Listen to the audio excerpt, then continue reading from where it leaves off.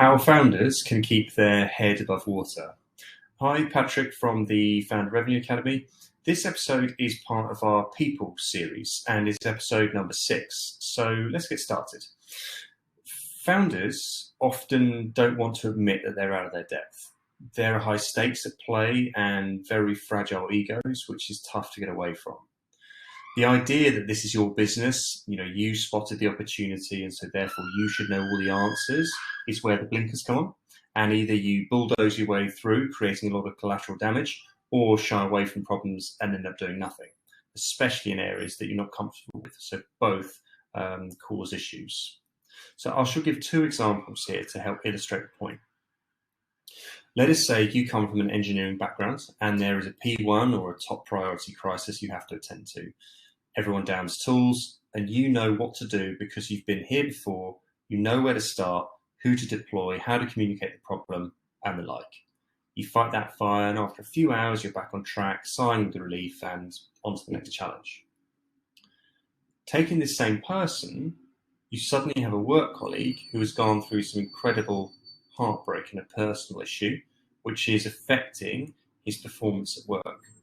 You're not to know that this is the case, but notice a massive dip in output and attitude.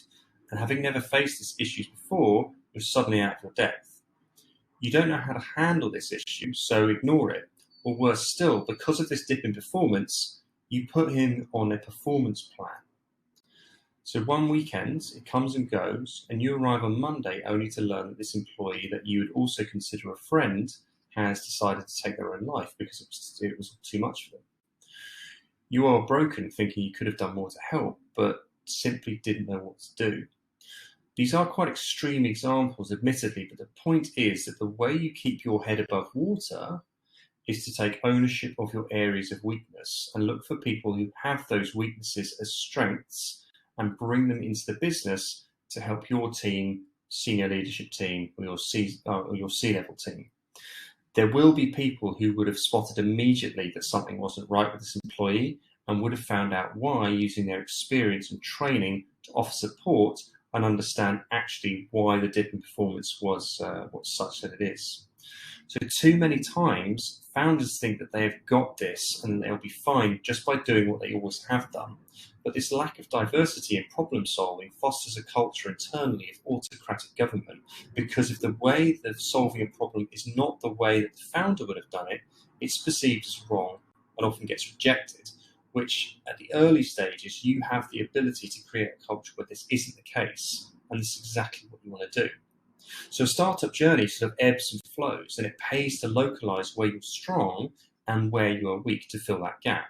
So one way you could do this is by taking Myers-Briggs personality test or some sort of DISC profile to understand more about yourself and actually asking everybody on the team to do that as well to see how you all come out. There's actually also a Chrome extension called Crystal Knows, which connects to LinkedIn, and it gives you that profile's DISC results, which can be massively useful for team members and also when pitching to prospects. If you look at it beforehand, because you know how they like to be pitched to, how they receive information and process information and things like that.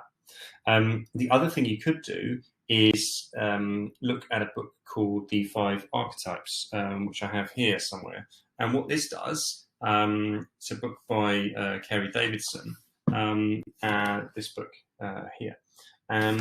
A really interesting book on discovering what proportion of the 5 elements of wood, fire, earth, metal, and water you're made up of, and what that means and what type of person you might need to complement you going forward. So I'd really check that out, and there's tests in the back of it. So if you buy the book, you've got tests, so it's a really good way of getting all of your team members to do it.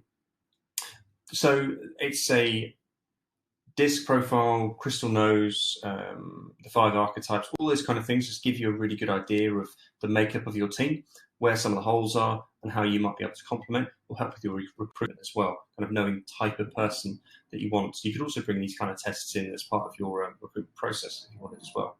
So that wraps up today's video. Remember, we create these videos a lot to help our founders and run these mini-series on all the key pillars of scaling B2B tech startups. So if you haven't seen the other videos in this People series or the other series at all, please check them out. And also don't forget to join our community with the link below where you'll see all this content and get to interact with many like-minded founders. I'll see you in there.